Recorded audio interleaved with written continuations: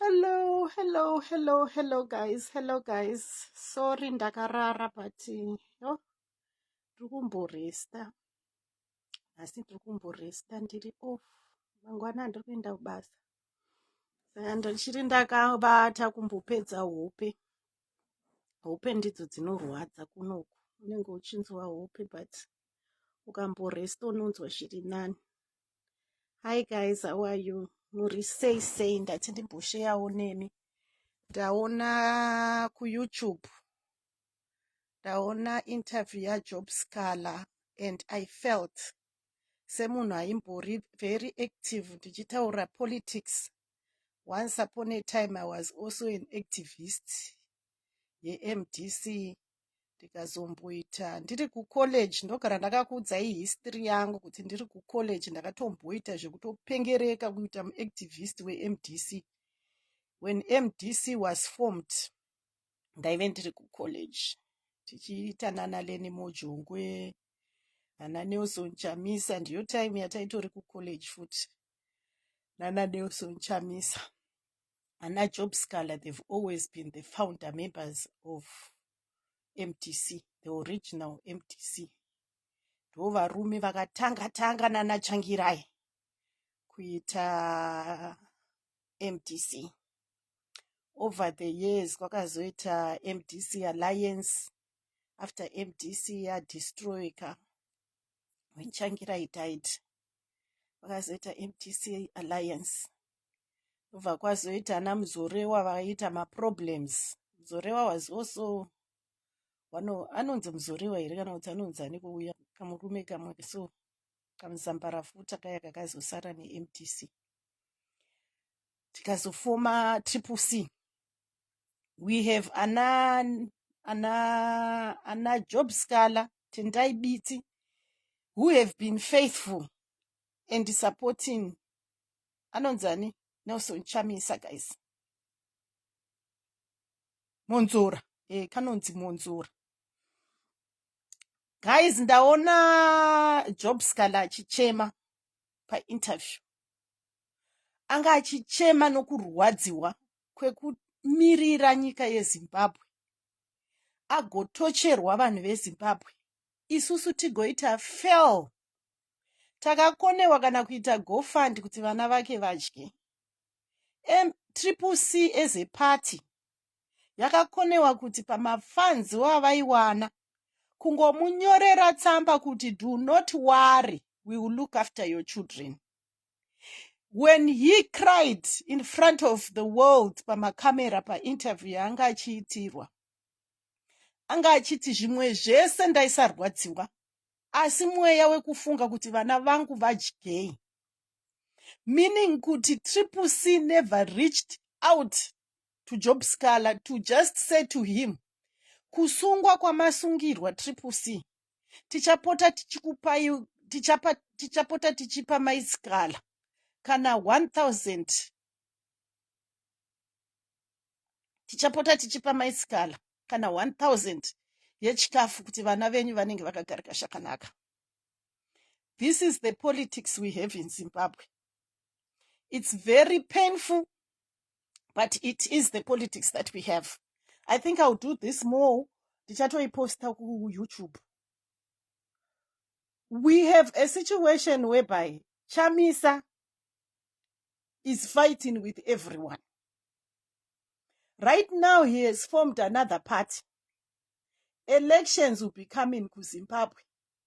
Imisa maZimbabweans, do you think kuti Chamisa chete ndianotadzirwa achingo Tendai Biti wakabuda? Job Scala wabuda not because arikuda kubuda ku Triple C, not because he does not care for the people of Zimbabwe. Between the two people, Inisa Penelope, African princess, kana kwazoita party ichafomewa na Job Scala, I will go and support Job Scala.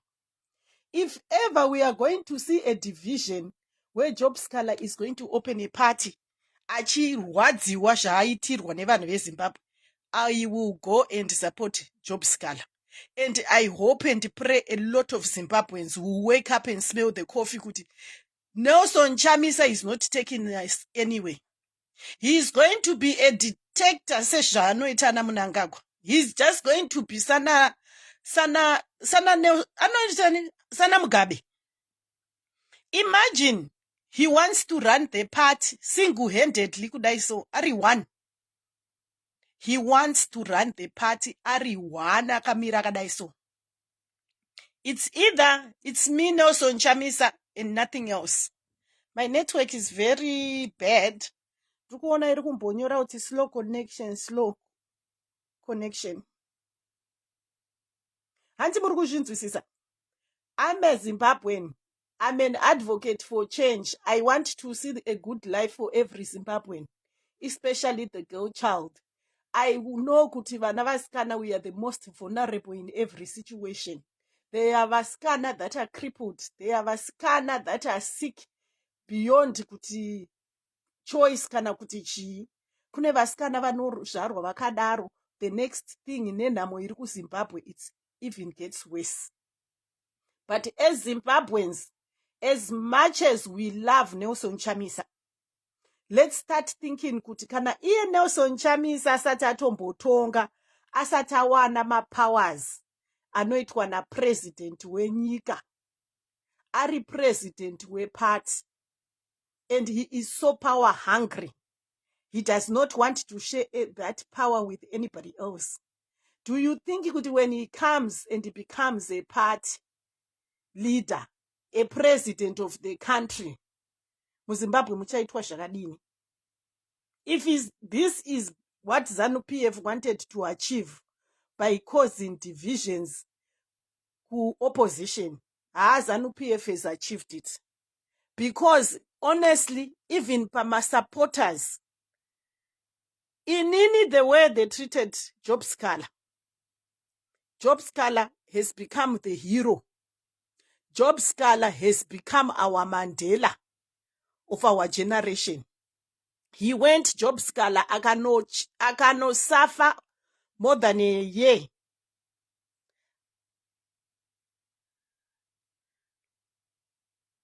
Lupane, thank you so much. I'm following you all the way from Lupane. Thank you so much. Love you, my darling Tombi. So this is what we have. It is now up to us Zimbabweans.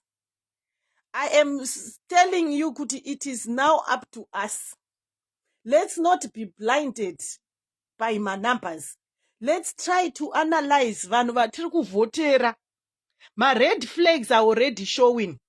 Do you think kuti vanhu vese vanotadzira Nelson Chamisa? Everyone who has ever done politics in Zimbabwe ndo vanotadzira Chamisa. Iye Chamisa ndiye ari correct chete. Chamisa namaititi havana kusiyana. Vese vanopula crowd. Vakapiwa chipo chekupula crowd. They will have people following them. And they manipulate people. Do you honestly think #Chamisa will be able to rule Zimbabwe free and fair when he is failing to lead the parties? He has been the leader ku MDC Alliance. It broke down. C, it broke down. We had people vakawanda vakazobuda vakaenda naMunzora. Ana Tendai Biti, I remember time dzana Tendai Biti, ana Tendai anonzi Tendai kana tapiwa mashakada. A lot of people were forced to come out. Isusu as Zimbabweans, we were quick to judge them kuti vatengesi, vanopenga. Saka iko zvino Job Scala tichamuti mutengesi here. As the Zimbabwean people, are we going to say Job Scala is a mutengesi here? Or we should start questioning ourselves, kuti, why it is going on with Chamisa? Why is Chamisa so power hungry that he doesn't want to allow any other person? How come he doesn't sit down and listen to other people? What kind of a leader is Chamisa? Sema Zimbabweans, guys. Vanoda kujoina, you can join. You can put your contribution. Dambudziko munongotaura musingazivi kuti C say isina kumhanya kuita ma structures. Po I am not saying Kutishoni, the reason why they didn't do my structures. What I am saying is, how come he is always parting ways with everyone? My four founders, MDC, when MDC was founded, muna MDC yakafandwa muna ndakaenda ku-college 2000. I remember I was kuharare Poly muna 2000.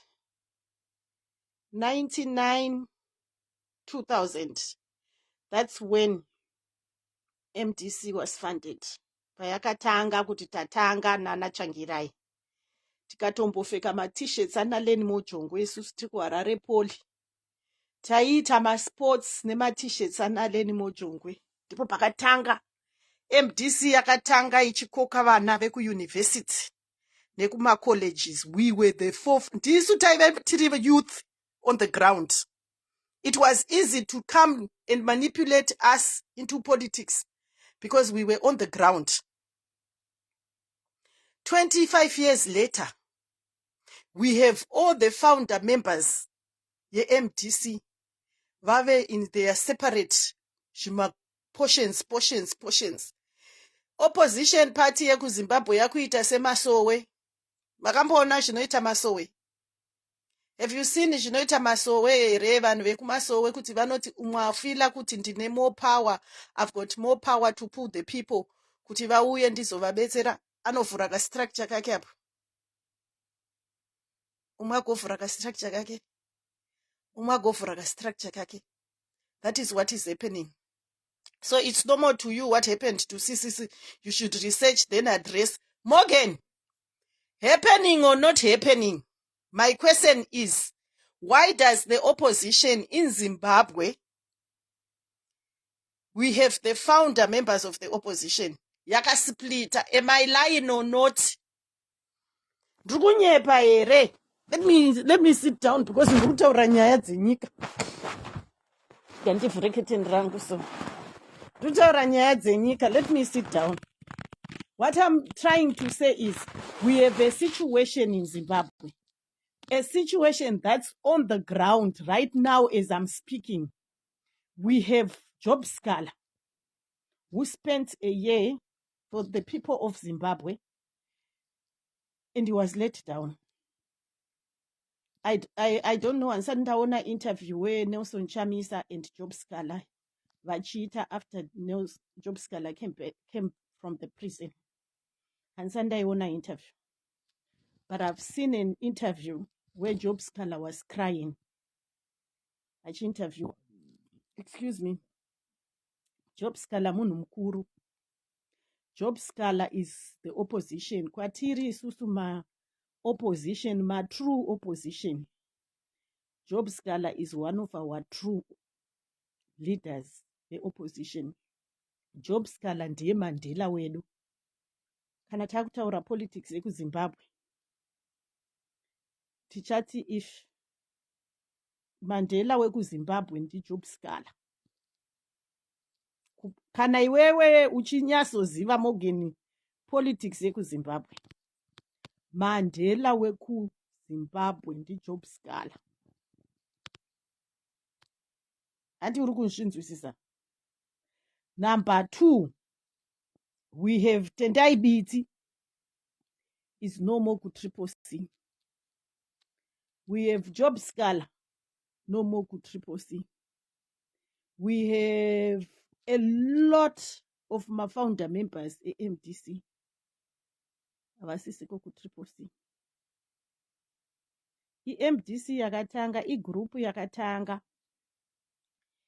If these people are advocating for life yema Zimbabweans, let's go forward together and bring life yema Zimbabweans better so that we can come together. Why are they not sticking together?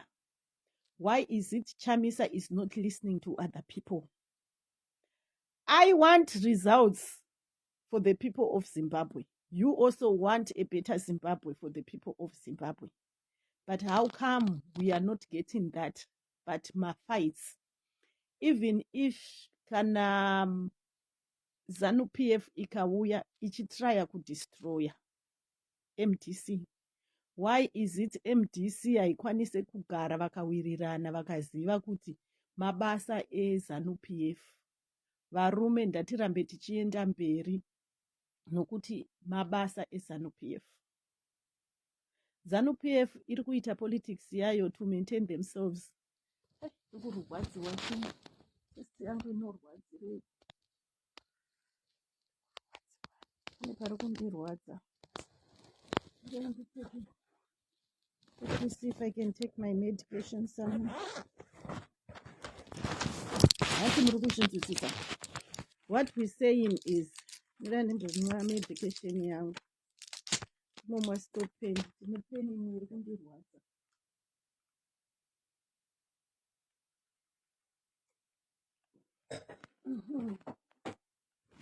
What we're saying is, are these people's interest for the people of Zimbabwe to see kuti nyika yeZimbabwe yaimprove?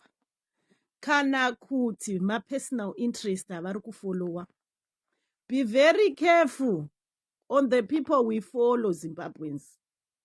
Tinogara takatsurana kuti be very careful on the people that we are following. Chamisa can be very attractive. But don't you think kuti one day he's going to turn into even a worse dictator kudarika naMnangagwa? Kana iko zvino achikwanisa kutonga achiti hasi kuda ma-structures, handisi kuda this, handisi kuda that. What makes us think kuti kana akatonga nyika achakwanisa kugara pasi nevamwe agotaurirana zvakanaka? Chamisa big CIO in Zimbabwe. Sometimes when people say Chamisa is ZANU Pf, I am now starting to believe that Chamisa can be ZANU Pf. I am very much convinced as a Zimbabwean. Do you understand? Because what kind of a leader are we selecting as Zimbabweans? Asingade kushanda nevamwe. What kind of a leader who does not want to work with others?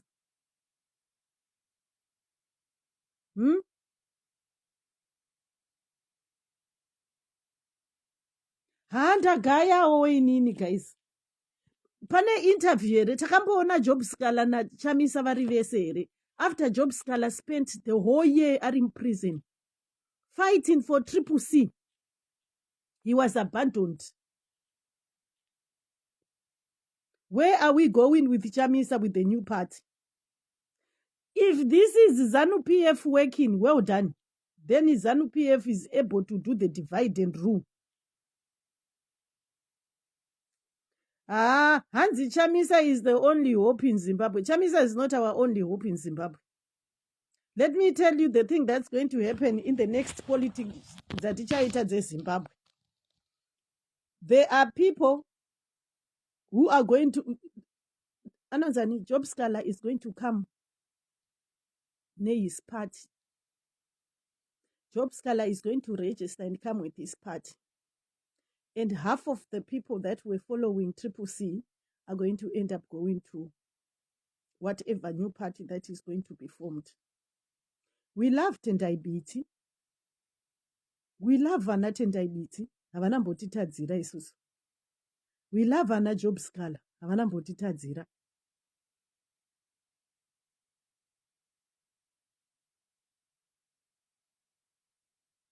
Hanzi kana akaita party yake, who are you following? Even if you say you follow Chamisa, who are you following? John, thank you so much. I totally agree with John. John, who is saying we have people that have been fighting the CCC, MDC. Don't you think it's high time as Zimbabweans we should say, guys, taneta ne mitave bo. Atichade kunzwa anything je CCC, anything je MDC. can we have a new political party that we're going to follow tichinyasoziva kuti iyi party ichativhisa muuranda watiri?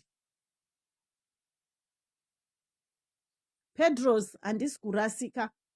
Pedros, I want to know kuti iwewe, do you think every other politician ari mu C or every other politician who has parted ways na Chamisa and very wrong, and Chamisa is the only person that is there? Edmo, how are you, my dear? Job was not arrested for CCC. He was arrested for what he said and did. Panyaya, ya Mo. Edmo, let's be factual. Mo was in MDC, was a C activist. Job Scala went to support Mo. He was there. Akamirira C. This is why they arrested him. Had he been just a normal person on the ground, ZANU Pf was not going to arrest Job Scala. Even if he was arrested for Mobi, Anonzi Mo Ali, how come we never got support? Why was he not given support? Never C. How do you abandon your other person? Mandela went to prison. He got all the support he wanted. Fortunately or unfortunately, even after Abuda Kujere, he became the leader. They never abandoned him. They never abandoned him. They stood together. We have a political opposition party iri kukwanisa kumanipulatwa neZANU Pf.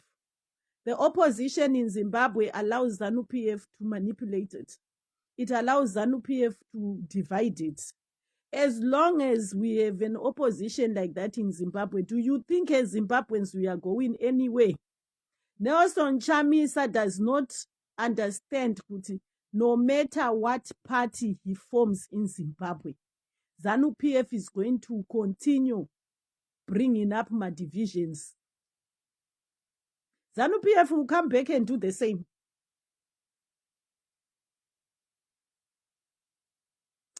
Hansi Chamisa is the only face of the struggle. I am here to differ. As a politician, also a Zimbabwean politician, I am here to differ to say Chamisa is no more the face. After 5 years, 10 years, we have seen the face of Chamisa as our leader. It is high time we started saying, enough of Nelson Chamisa. We want to see a new face. We will go 20 years as Zimbabweans, tichitarisa face ya Chamisa, and we will not go anywhere. Muchamuvhotera Chamisa, what do you think he's going to do differently? Anoya nema V11. All he knows is I will bring my V11, and he doesn't bring. Why is he wasting our time? We want someone with new plans. We want someone who's got new strategies of removing ZANU Pf. ZANU Pf is not wrong, Edmo. Can I join you? Can you request to join and imbotaura newe, Edmo? Macheke. ZANU Pf is not wrong. What ZANU Pf is doing, they are protecting their party. Kuti irambe ichirula. ZANU Pf is continuing playing their game. Anti murukushinzwisisa. But we cannot allow every year tichingoita kapati. Tezve kutombodaro, guys. Mira ndikudere. Baba vasikanorimboere. Zviri sei? Ndaona Job Scala kuYouTube achichema ndarwadziwa so. Kurwadziwa ungatazi kurwadziwa. Asi Chamisa anopinda papi pakusungwa kwaJob Scala. Chimbondiudza ukuthi what is Chamisa going to do? My question is, I've got two questions for everyone that has been supporting Chamisa like myself. I was also supporting Chamisa big time. All right. I'm divided. My feelings are divided. What I want to know is, iwewe semunhu uri kusapota Chamisa, What do you think Chamisa is going to do? Really different. aiwa iwo What is he going to do? Really different. Zvaasina kuita. chiona Chamisa kandiye atida kudzika dzika pasi pasi because zvepasi pasi hatingazvizivi andi but ngatingotaura zvatinoziva nezvatiri kuona right. Chamisa akaikontesta maelections andi akadyiwa ndizvo but tinoziva kuti haana kudyiwa because handi akabirirwa because tinoziva kuti ZANU Pf yakaita sei its on record hapana asingazivi zvakaitika right. Baba Vaskana, let's set this story. Chamisa did not lose. Chamisa did not what? Chamisa haana kudyiwa my-elections. Yes. For the past 2 elections that have happened to Zimbabwe, Chamisa haana kudyiwa my-elections. Chamisa another strategy of taking over power to Zimbabwe. Aiwa, strategy yacho ndeyekuita sei ka ndo panofanira kuona because handi apa pane ZANU Pf iri in power. Yes, but kana wawina ma-elections ongoti produce V11 kukoti. Ma-V11 even akaenda kukoti yacho handiri ngori yeZANU Pf inongoti what is he going to do differently if we vote for him in the coming elections? If we vote for him, as long as the status quo remains the same, they are going to cheat again. Then Chamisa is not the person we want. We want someone to come on the platform and tell us he's prepared to do something. Zvakanakira ndezvekuti Chamisa wacho kuzvinwa ari kuside. Ona manakira zvakaita Chamisa hapo manje. Saka varipo vamwe vanhu varipo futi panyanga. All right. Edmond, ndokumbira kumbokubvunza. You think kuti Job Scala was treated correctly? And if Job Scala decides to open his own party right now, Job Scala was never ill-treated. There were my issues, my funds akanga raised.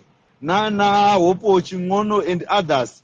Unless kana muri kuti mimi maida mari yairaiswa naChamisa. That is point number 1. Point number 2, Job Scala, he can perform as many parties as he like. He only started one year is MDC 99. This Job Scala is a clown. These guys vana Job Scala, vana Tenda IBT, vana Washman Nue. Some of them, they are the people that are being used by ZANU Pf to create a narrative. Yekuti Chamisa is not right. So that Mimi, you are also hoodwinked. Because now Chamisa has actually said he's never going to let people die in the name of achieving a presidency or taking power. Which means he has given us alternatives, options. Kuti kana isusu tisingadi zvaari kuita method yaari kushandisa, we can still support vamwe varipo vananwiwe vauyava ngativasapotei kana if you feel like kuti vari more powerful, because what you must know is that ZANU Pf is not a democratic party. It's a dictatorship, and hakuna dictator rinobva zviri simbo rakabuildwa in the past 44 years. That's why mukatarira the most brutal dictator in the Idi Amin. Idi Amin, do you know it was removed by Museveni, but it was Julius Nyerere who was in the forefront, who initiated the removal of Idi Amin. So whether Chamisa has got a new method or not, he is not to be blamed for everything.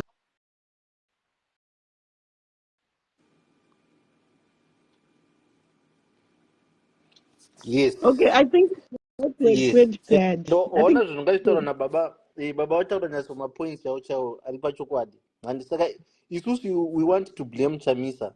Chamisa abva azvibudisa akaenda kuside. Akabuda akaenda kuside.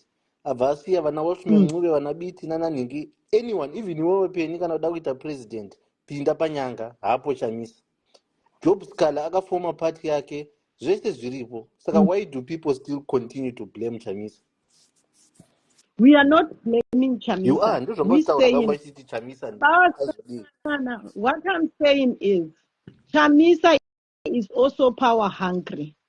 Chamisa, we are going to repeat the same. Penny. Chamisa is power hungry, but Chamisa is resigned. How is someone who is power hungry? How does someone resign and then you still accuse them of being power hungry? Then he went and he formed another Yes, party. which party has he formed? Which party has he formed? Yeah. Chamisa resigned. Anti having a blue movement. Anakuita blue movement. Have you seen Chamisa anywhere? Aripa blue movement. Chamisa Who is is not behind the Yeah, it doesn't matter. Those ndokuratidzira kuti Chamisa anodiwa nevanhu. He doesn't need to do anything. Even akazvigarira kumba kwake achangodiwa nevanhu. Baba Stana. This is the problem we have with Zimbabweans. Why are you following Chamisa?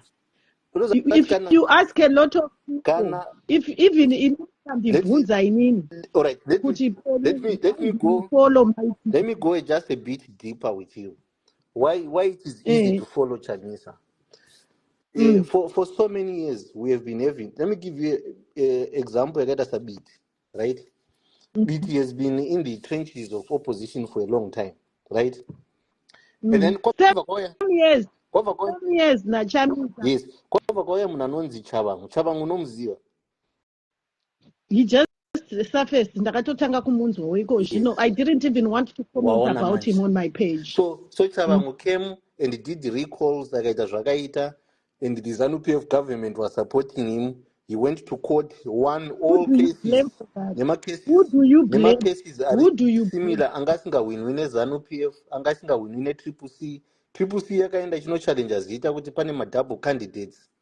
Yakarambirwa zvakanzi sai Chabangu angoenda mukoti nesame issue, vanhu veCCC vachibvisiwa. All those things. Those who that ZANU Pf is always in control. But at the end of everything, right? And then it turns out that Chabangu is working with BT. Tazvona kandi BT na Chabangu na ningirikiri zvabuda vega vabuda pachena. And you know, if you have got an opposition that is working with the ZANU Pf, ndo vanhu vacho varipo, and you are seeing all in your eyes. When you say zvabuda pachena, what exactly do you mean? Kune vanhu vasina mbozviona. Chabangu akaita anditaura nezvaChabangu. Chabangu did my recalls akabudisa vanhu veZANU Pf, right? BT never castigated him. Welshman Ncube never castigated him. Then Chabangu abauya akaisa announcement yekuti BT na Ncube na Mamava vanonzi Kore, they will take over the CCC on a rotational basis the 90 days. They can't even criticize Ragatona Chabangu. They come and take over the party, which is exactly what they wanted. Now they are in charge of the party, but they cannot even criticize the person who caused the problems with the party of Israel.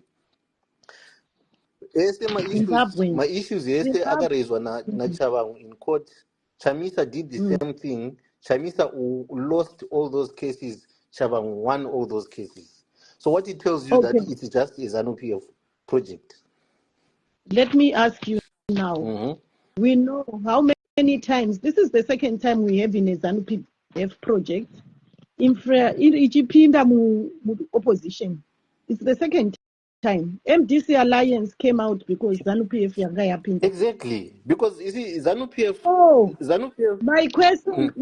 My question is, first time takaiona ZANU Pf ichita the same thing. Second time again, Sukuiona ZANU Pf ichita the same thing that they did. It's only my candidates, the people that they've used now are different.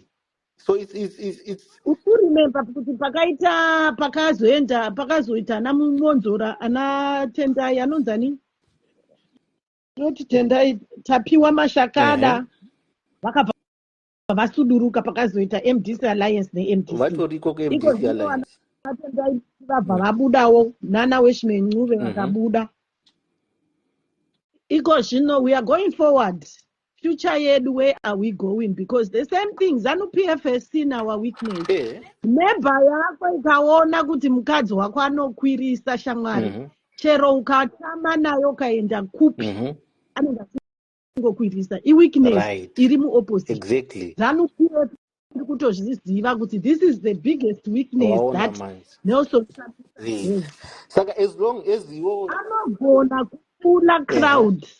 He is ane chipo china maititi chakudiwa nevanhu. I knows that Wakudiwa why. nevanhu hachazivi kuti what to Let do me with it. tell you why Chamisa chidiwa nevanhu, right? Chamisa kudiwa nevanhu inyaya yezvaanorepresenta, right? Iye zvaari, right? I think people love Chamisa because he can just speak fluent English No, and he can give nice, beautiful. Chamisa nonyaso pama kana achipama. inonzi charisma iyoyoyo ndio chinhu chatiri kushota muzimbabwe. We have got leaders who will not surrender their power, and tine leadership isiri kuzombofa.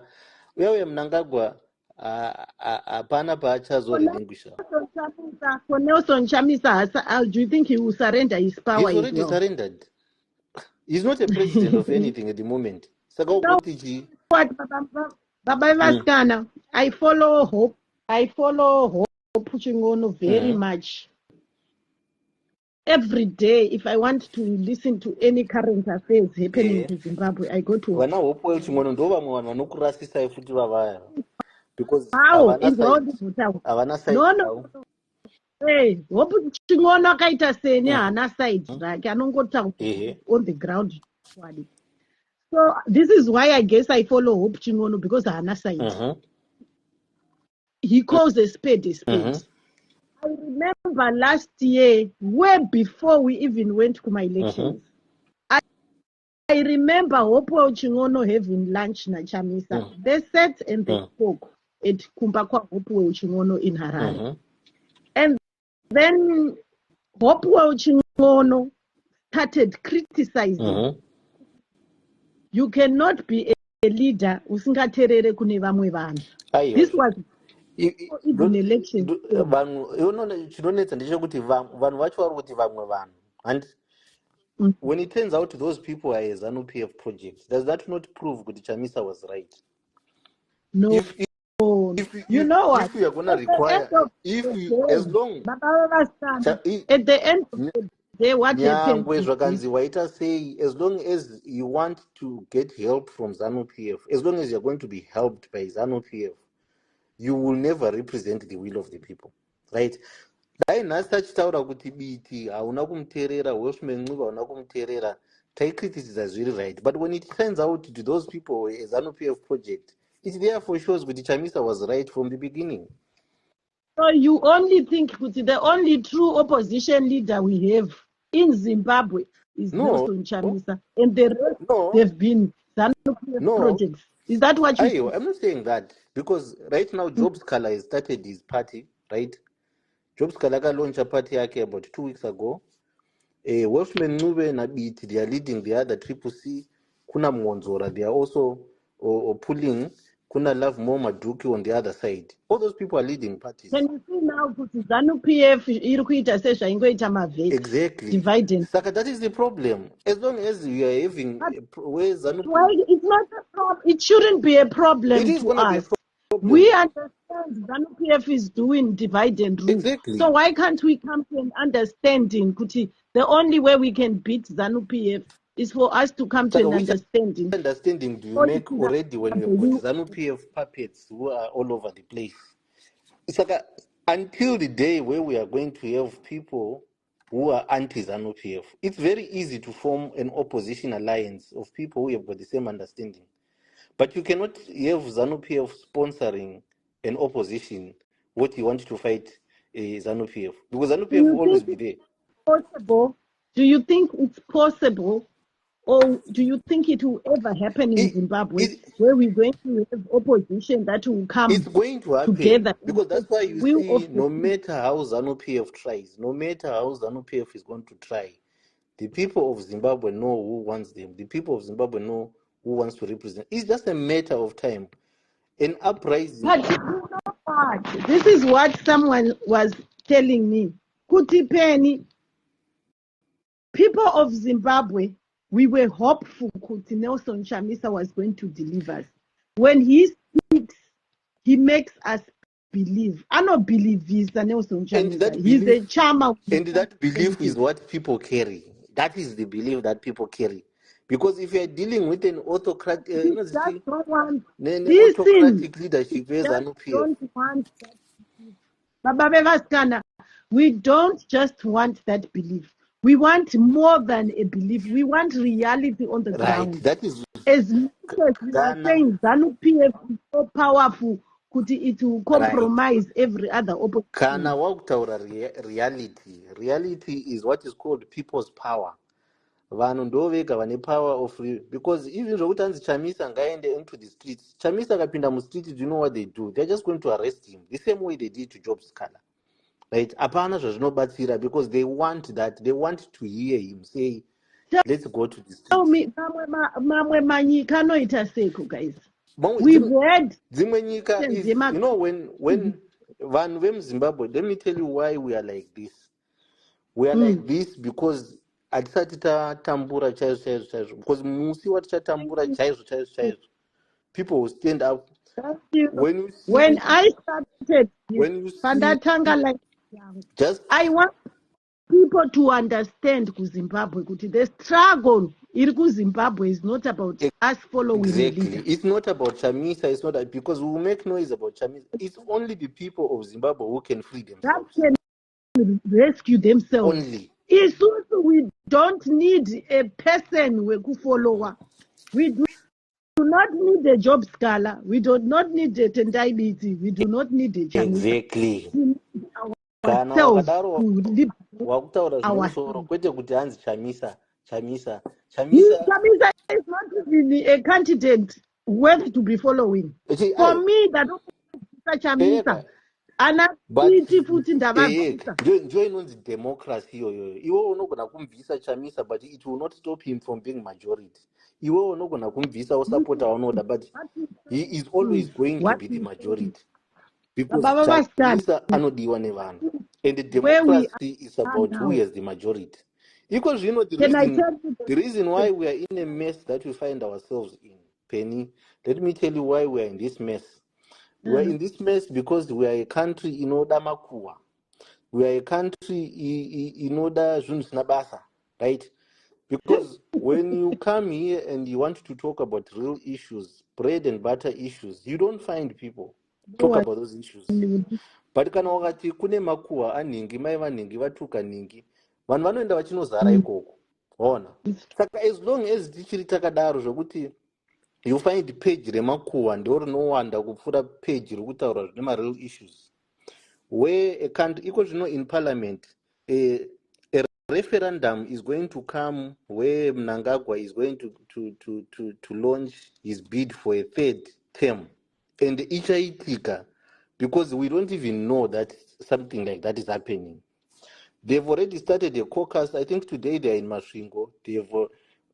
Marare has already endorsed him. Masvingo has already endorsed him. The state media has already endorsed him.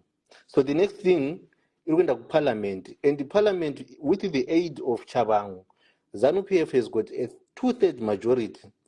Ichazoipasa, which will force a referendum. Referendum icharanwa nauyo anonzi Chigumba akapiwa nyembe dzezek, and we know what is going to happen. So Mnangagwa is going to get a third majority. Isusu totiri kumakuwa ndo kwatotiri nyika ichibiwa every day. Vana Wikirel vachipa mabhenzi, isu tochingoseka tichiomberera imari yedu iri kubiwa ichitambisiwa vana vedu chaivo vari kufa nenzara. Ona. So as long as a country tisati tasvika pastage yekuti tasimuka tisingateveri makuwa, ticharamba tichitambura. Saka iwewe Penny uri kuuya panapa uri kutaura zvinhu zvine musoro nhasi.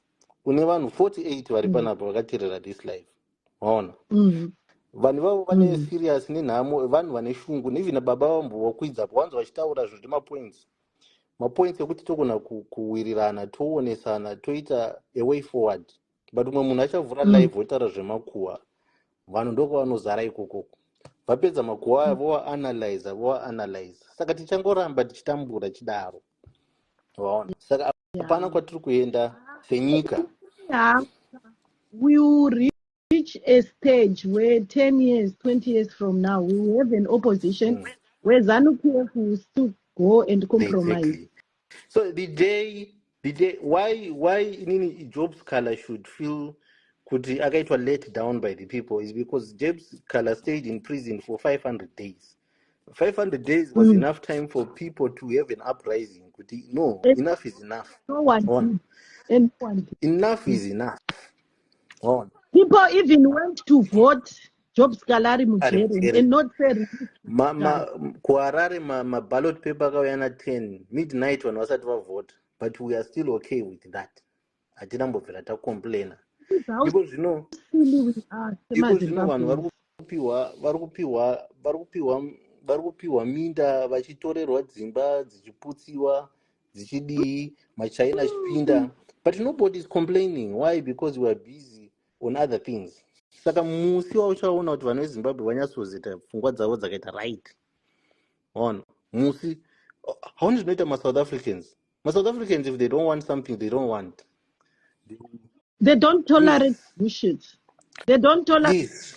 bullshit. Manje it was, and the nice thing about my South Africans, they will not wait for anyone. Manje it was our neighbors, Mozambique. They were running riot to their authorities. Kwaitwa rigging of an election. Wakati nonsense. Hakuna zvakadaro. The electoral commissioner wekokoko akarohwa zvisingaiti nevanhu. You cannot cheat an election like that. Ona. Isusu tinotosiya chigumba chiuya netumarasta chitotaura Zimbabwe. Yes. Facebook, You know what's painful about the Job Scala story? Inini pane pandakatombopinda I have been there to opposition kubva ndine 19 up to the time pandakatombopotsa ndarohwa nemaTaliban ndikazva ndazviti mirai ndimbosiza ndipedze chikosi changu. Then you start, there are so many people that have been arrested in Zimbabwe. Vonotochewa. There's that Zimbabwe guy who aita flag. I love my Zimbabwe. Hashtag Zimbabwe.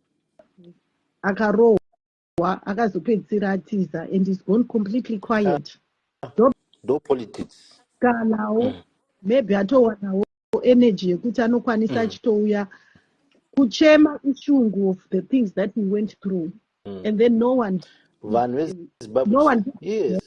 Just think how many people have entered the struggle and died. What happened to Itai Dzamara?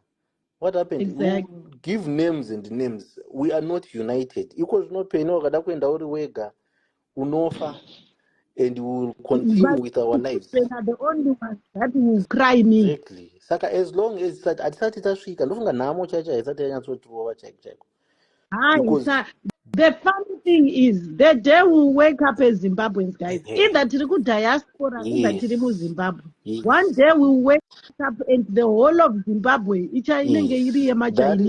that is how you win a country. Saka kuti Chamisa and what. And now I like how Chamisa has been doing things and the way he has been. And he has really exposed a lot of ills. It's kungotadza kuona, I don't know, appreciate. But if you really see wakavhura maziso ako, you will realize where the problem lie. Not one problem iri apa neapa. On. But inyaya yekuti isusu tinoda kuti munhu aite kuita deliver the country in a silver platter, which is not going to happen. That is not going to happen because the Zimbabwe struggle is not for and if we are not careful, Mnangagwa is definitely going to get another term. After that, kurukuya mwana wake. After that, we may never recover this country. And the generation to come will end up getting used kuti aiwa nyika ndiyava Mnangagwa nevana vavo. Isusu tichibhizi nemalife nemachichi. So people really need to and until vanhu vanyatsobatana, vanhu vese paFacebook vari kutaura naningi vanyatsoita malive chaicho ayo kuempower vanhu vachionesana vachiita chichi, this country will be free. But hatisati tasvika ipapo, hatisati. Vanhu vanotya kuvictimizwa. Hatisati. Unomboziva pandakaona kuti kuZimbabwe life haichaitika, ukaona Hopewew Chingono akakanda down mapfumo akati zvepolitics handichaitei nega. We are not going anywhere. Guys, I have to go. We need to talk more about politics. We are the future. Vana vedu are the future. Even sometimes when we wake up and want to give up on Zimbabwe, these Zimbabweans are. And the struggle is not over. Until takwanisa kuvisa vanhu vanonzi ZANU Pf. Until takwanisa kuvisa vanhu vanozviti we liberated Zimbabwe, we fought, we died for Zimbabwe. Hakuna kwatiri kuenda. And the craziest part that is going to happen in Zimbabwe, or the saddest, is after Anamunangagwa abva pachigaro, mozoona mwana wake akutonga asina kuenda kuhondo, akutonga akurana Zimbabwe. That's when you realize kuti isusu Zimbabweans, we have been sleeping. We can't let even Chamisa has done his part. Guys, Chamisa has done his part. Put yourself in Chamisa's hands or sit. Anotogara pasi ombofunga kuti what can I do different? How come ivo vanhu vekuZimbabwe vacho vandiri kumiririrawo vasingakwanisewo kuitawo something else? He cannot do it alone. You have seen it. Isu semaZimbabweans kana tanyasonzwa nzara, I don't know what is going to happen, but that thing will happen. Kana tanyasonzwa nzara, kana tanyasonzi tave bho, then we will see. Elections in South Africa happening. I also noticed that I was reading about the opposition in South Africa. We are likely to have ANC going this year. 50% majority ANC, they might lose it. As my fellow Zimbabweans, let's watch politics in South Africa and learn kuti democracy nyika inotongwa sei, power inotorwa sei. Julius Malema ndimafiki zolo, but watch the space where he's going. Julius Malema akashika nezuro. This year, I think elections in South Africa should be on the 9th of May. 2024, 9th of May, there will be elections. One day, elections in South Africa. Let's watch and see what other countries are doing, my neighboring country. Zambia yakaita. Tikatarisa tikafungidzirawo kuti kwedu zvichaita seizvozvo. It failed. South Africa, let's watch the elections. Isusu Zimbabweans ndisu takungosaririra. The wave of change yakatouya muAfrica kuti takubvisa zvimadhara. Isu kuZimbabwe ndisi tasara nemadhara. Handi muri kuzvinzwisisa. KuZimbabwe ndisi tasara tine zvimadhara. KuBotswana kakabviswa kamudhara kaya kanga kasingade. KuZambia kakabviswa. South Africa na Julius Malema this year muchazviona. Mark my words, toda kuona kuti ANC ichawana 50% majority here ku South Africa. Handi muri kuzvinzwisisa. So we will see where we are going. I felt I should share my part of the story. I was not happy seeing Job Scala crying on national television. It's pain. Pain yanoshuvira kuti dai Zimbabwe yaliberatwa. But isusu sema Zimbabwean people, we let him down. We have let a lot of people, courageous people that come up to Zimbabwe and said they want to fight the struggle in Zimbabwe. And we let them down. Tinenge takagara tiri pamafoni pedu in the comfort of our homes. We watch from a distance and say, vachaita. Chamisa cannot change Zimbabwe ari alone. Chamisa cannot change Zimbabwe ari one mugofunga kuti Chamisa chaenda kupinda mumaofisi ese. He needs Zimbabweans vanokwanisa kuzvipira kuti inini semuzimba ndikuda kunoitawo. Blessing, when you said divide and rule, it's so true. This is what ZANU Pf will keep doing. Guys, even inini ndikanzi open a lob benzi, chances are I might take it. Inini I might not even want a benz. I will ask them to give me hard cash. Because vaneja ndinenge nchida kuita nemari yacho iyoyo. Handidi kupuwa benzi inozotorwa. Ndovaudza kuti ndipe iri mari. kuzvinzwisisa, they will divide. Last week ndakakuudzai kuti ana Fantani vari kupiwa motikari, the youth have been given motikari. They are penetrating kuitira kuti vaconfuse my youth. Elections will come. Inonzi memorandum iyo yakuitwa constitution ichaitwa futi. Tichanovhota yes or no kana vaamenda constitution. You will be required to go and vote yes or no. They want people vanonovhota kuti munangagwa ndaite 3 terms. It will come to the people kuti do you agree with the constitution? Then we will go and vote. Tichinoisa yes or no, yes or no, yes or no. Patakabvisa executive power. Pana vamugabe vanga vane executive power. Ndobva pauya inonzi chi? Ndobva pauya memorandum. Tikanovhota, tikanoita no. Kusvikira kwanzi executive power ichadiwi. Every president akuita kuZimbabwe anoita 2 terms. Iko zvino zviri kuvaomera ever since takavhotera referendum yainzi 2 terms. KuZimbabwe havadi kubuda ma 2 terms avo. Havadi. Right now we could be having another president after uyu, but hazviitiki kuZimbabwe. So watch the space, Zimbabweans. Zimbabwe is our country. We love our country. We want to see the change. As much as I can talk, there's little that I can do about it. Zimbabwe ndevanhu vese. Zimbabwe ndevaridzi vayo. Tese eZimbabweans. Kana tarwadziwa chaiko tichaona zvekuita. I love you guys. Have a blessed week ahead. Vanenge vanewo nyaya dzepolitics zviri kuitika kuZimbabwe, zviri kuitika kuSouth Africa. South Africa ndiyo nyaya takutaura manje because we want to learn. Inini am part Zimbabwean, part South Africa, part UK. I have my investments in South Africa, saka I will listen to South Africa, what is happening in South Africa, because I have my investments in South Africa. Dototerera politics in South Africa, so let's follow politics also in South Africa and learn from what they are doing. If anything, I'm supporting Julius Malema, South Africa. DA iriko, Busia Mani akavhurawo party yake iriko. Saka this year, elections in South Africa are definitely going to be very interesting.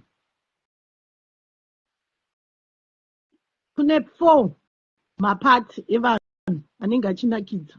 ANC, EFF, DA neparty new one yakavhurwa naBusi Amani.